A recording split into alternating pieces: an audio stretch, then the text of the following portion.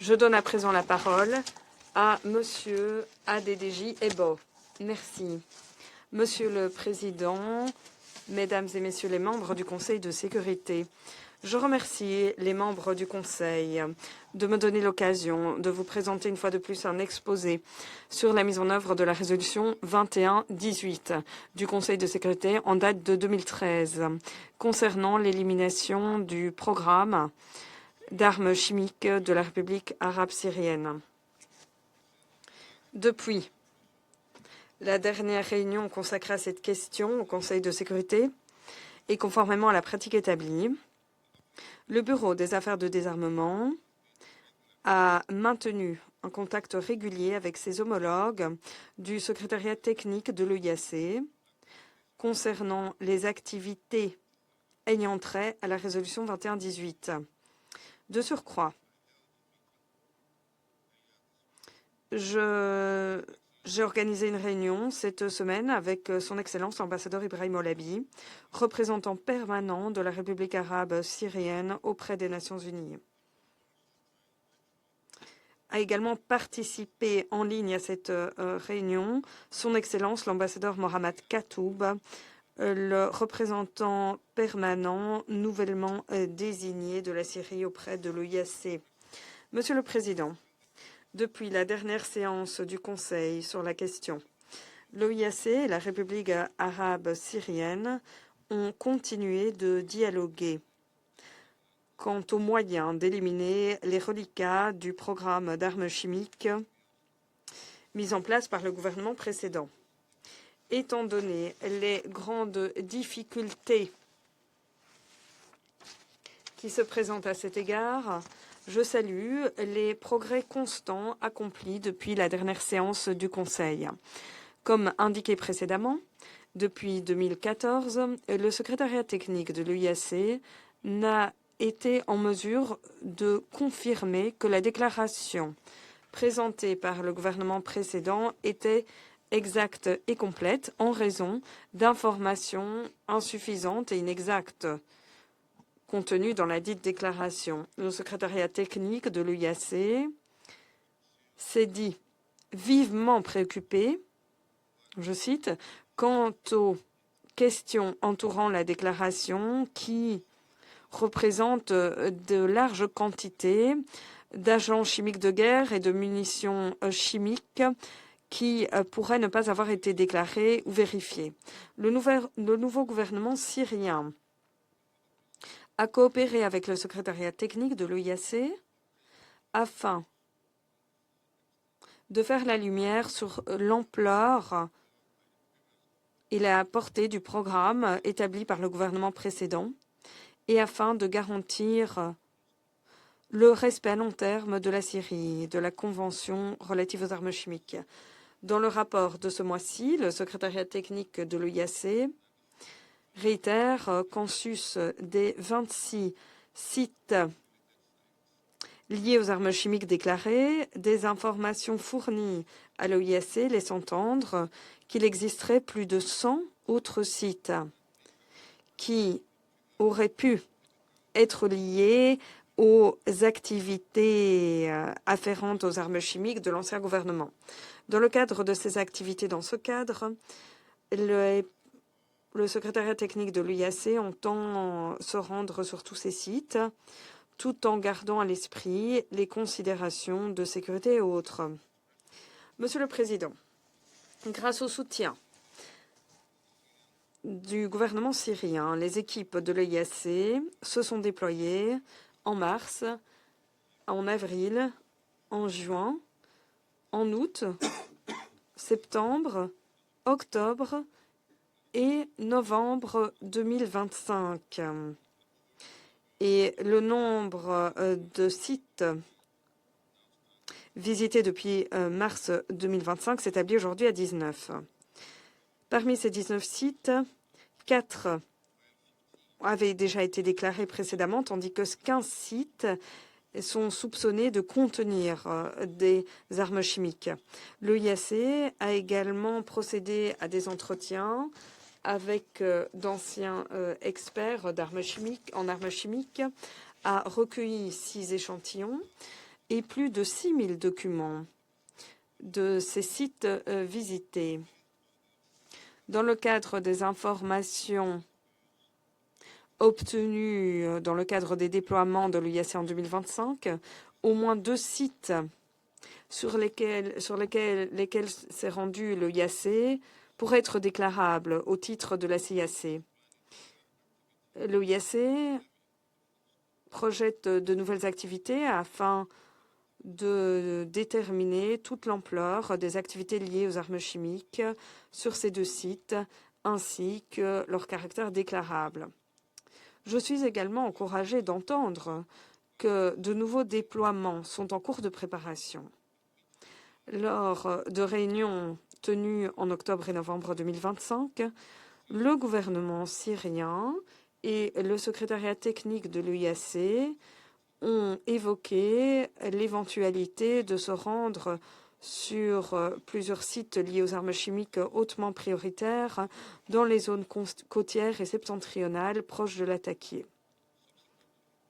Par conséquent, par le biais de 2 notes verbales en date du 11 novembre 2025, le gouvernement syrien a présenté ses rapports des visites conduites par ses équipes de reconnaissance sur 2 sites soupçonnés de contenir des vestiges d'armes chimiques non déclarées.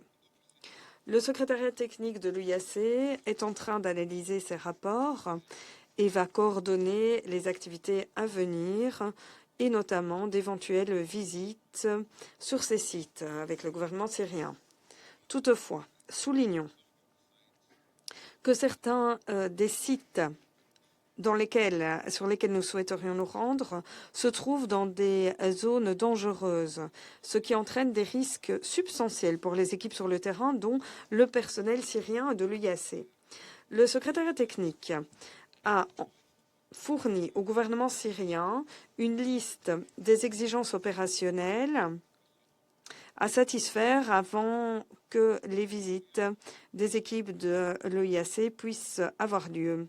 Le gouvernement syrien a fait savoir à l'OIAC qu'il présenterait ses exigences opérationnelles aux partenaires nationaux et internationaux, coordonnerait les activités nécessaires et présenterait ses commentaires dès que le travail nécessaire sera achevé afin de garantir des déploiements en toute sécurité sur ces sites.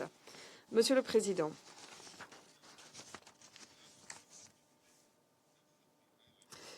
je voudrais également mettre en exergue différentes avancées concrètes réalisées ces derniers mois.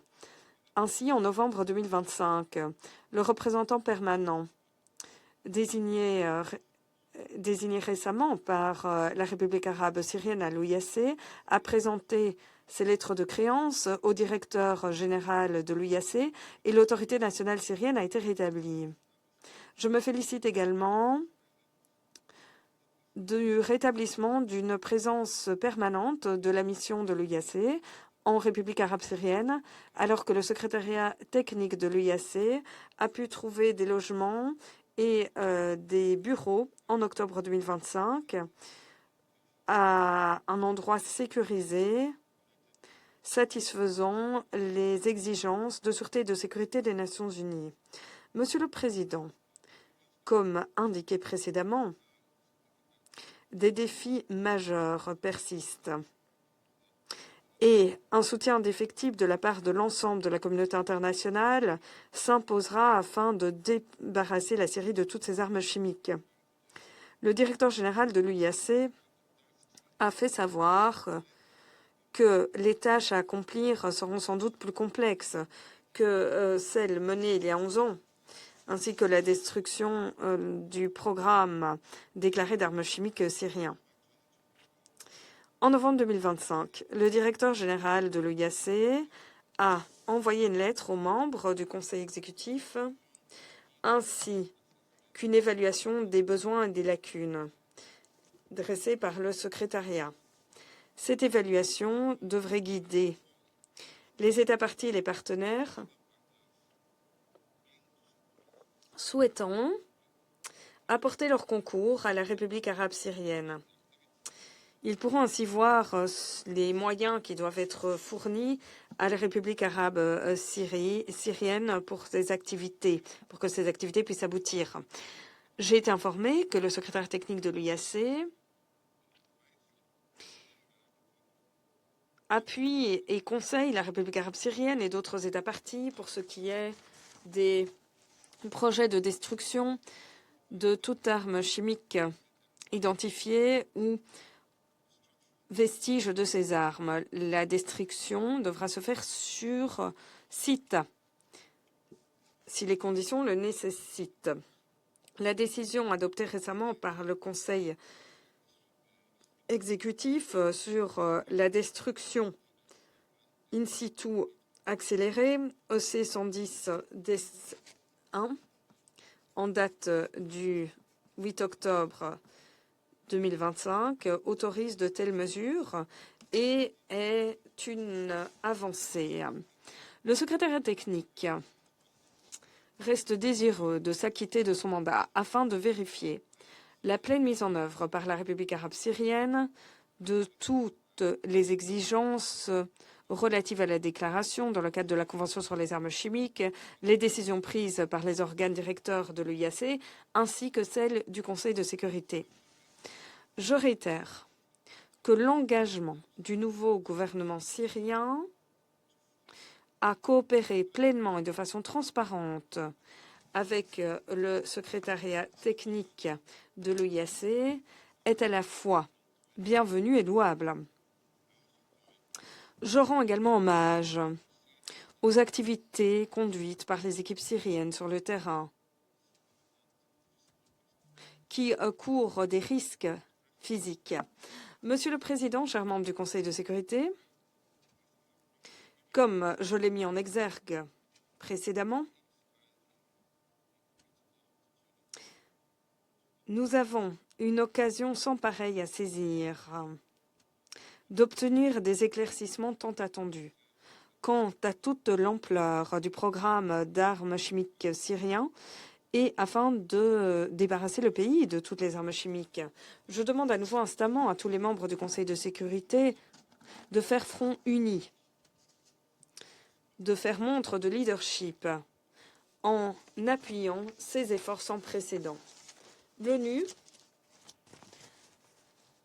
demeure disposée à apporter son concours et va continuer d'apporter sa pierre à l'édifice afin de défendre la lutte contre l'emploi des armes chimiques où que ce soit et